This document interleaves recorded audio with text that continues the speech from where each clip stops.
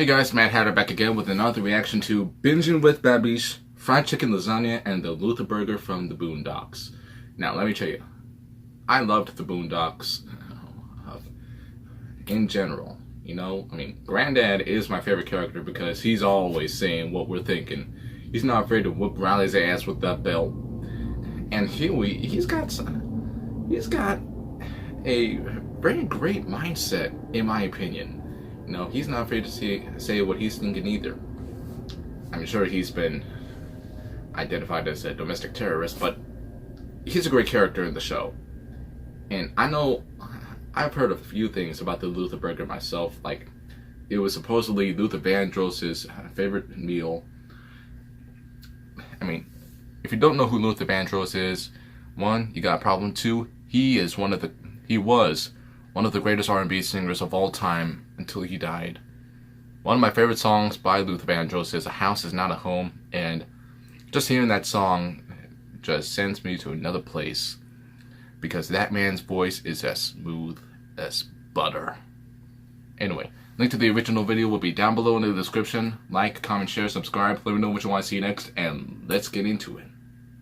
I present to you the Luther, a full-pound burger patty covered in cheese, 5 strips of bacon, all sandwiched between two donuts. Two Krispy Kreme donuts. Sausage and waffle and fried chicken breakfast lasagna. Yep. Granddad, you can't serve this kind of food to people. It'll cause death. Hey, what's up guys? Welcome back to Binging with Babish, where this week we are celebrating our constitutional right to eat and make whatever we want, no matter how disgusting it may be, starting with sausage and waffle and fried chicken breakfast lasagna. You just summed up just about everything about America and food in one sentence. We're going to start by butterflying 2 chicken breasts. This means placing cuts widthwise down the thickest part of the chicken, opening it up like a book, pressing it between 2 sheets of plastic wrap, and pounding it out with a meat mallet, or in this case, a fry pan. This is how you make chicken cutlets and or chicken optimized for lasagna. Next up, we're going to trim off the fat from about 6 chicken thighs, and we're likewise going to place cuts down the center of the thickest part, opening it up and flattening it out. Next up, 2 cups of buttermilk, to which we are going to add a few dashes of hot sauce, a good sprinkle of paprika, garlic powder, onion powder, and a few generous tablespoons of kosher salt. This is a brine after all. Whisk to combine, and start layering the chicken into a stainless steel bowl, adding some of the buttermilk soak in between every few layers to ensure even coating, giving the whole thing a good rub down at the end, covering in plastic wrap and refrigerating a bare minimum of 4 hours, and preferably overnight. This is going to be a very good, useful fried chicken recipe up until the point where we shove it into a casserole with every imaginable breakfast food, starting with waffles. We're going to make cornbread waffles, so equal parts cornmeal and white flour, a good pinch of salt, a few teaspoons of baking soda. I'm sort of improvising this recipe, so check out the website for one you can actually follow along with. Separate 1 egg yolk from 1 egg white and whip the egg white to stiff peaks. This is a great way to help make waffles lighter and fluffier, which is especially necessary when making corn waffles. Combine a 1/4 cup each buttermilk and melted butter with the egg yolk, add to the dry ingredients, whisk together, add more buttermilk as necessary. Again, check out the website for a written copy of this recipe.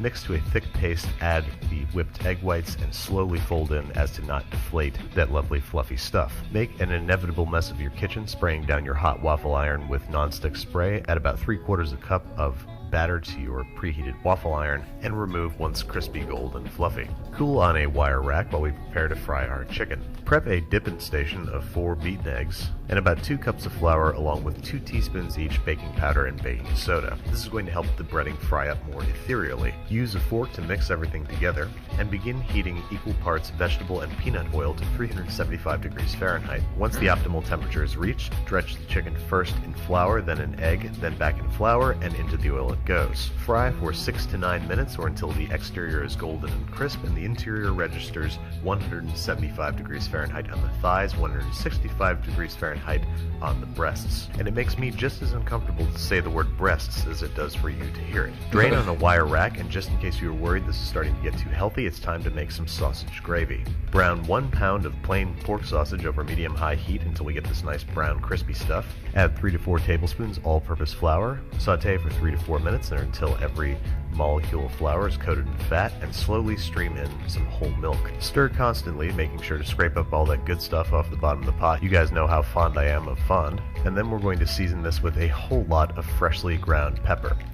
A lot of freshly ground, like a whole lot of freshly ground pepper.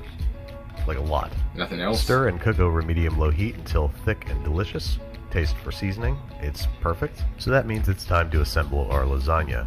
Butter or otherwise lube up a large casserole and begin layering in the dark meat first of the fried chicken, topped with some sausage gravy, some freshly shredded cheddar cheese, a layer of waffles, our layer of white meat chicken if you can fit it, or really in any order that you like. This thing's pretty freeform. I'm throwing some scrambled eggs in there as well to make this as breakfasty as possible, topping with a final layer of waffles and some extra shredded cheese, and putting it in a 375-degree oven for 15 to 20 minutes or until everything is bubbly and melty. Hack yourself off a generous piece. Make sure that you're getting a little bit of everything in your corner cut of American excess and unbridled gluttony. And of course, drown the whole thing in some maple syrup. This would not be breakfast if it weren't for the maple syrup. Otherwise, this is dinner. We don't want to mix things up here. Now, as you might have guessed, this is one of the many examples on this show of too much of a good thing.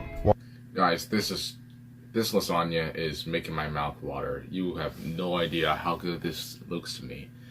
I mean, I have a high metabolism, so I'm always hungry, you know? I mean, I'll eat just about anything, you know? Except if it's already been bitten off by someone else.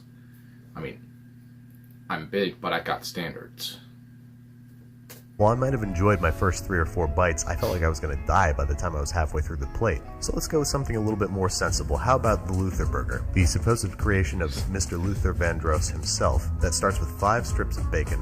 Cook the bacon however you like, but make sure you save the fat because, well, what else are we going to cook the burger in? Reserve the bacon on a paper towel lined plate and plop the 1-pound beef patty into a pool of smoking bacon fat. Cook for 5 to 7 minutes per side, seasoning with salt and pepper halfway through and topping with cheese, at least 2 slices for a burger this size. Cover for the last few minutes of cooking to make sure the cheese is melted, and it's time to plate up. Now, unfortunately, this is supposed to be on 2 Krispy Kreme donuts, which are very hard to get a hold of in New York State. So sadly, I'm going to have to... Did somebody say Krispy Kreme donuts? Oh guys, look, it's Sean Evans from First We Feast, and he's got Krispy Kremes. Perfect. I'll just go ahead and take 2 of these here. Try and wrangle this giant beef patty on top of one of them, and then top with our 5 strips of bacon. I have a strange feeling that I'm not going to be able to finish this myself, so thank goodness that Sean's here. Top with a second Krispy Kreme, and it's time to dig in. Divide in half. Cheers with a friend. And it's time for first impressions. I honestly thought that this wasn't that bad. It was kind of like carnival food.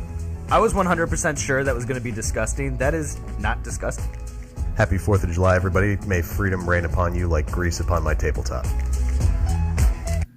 I gotta say, I think I might like the Luther Burger because with that, you would get the sweet, the salty, and the savory tastes of that burger, you know?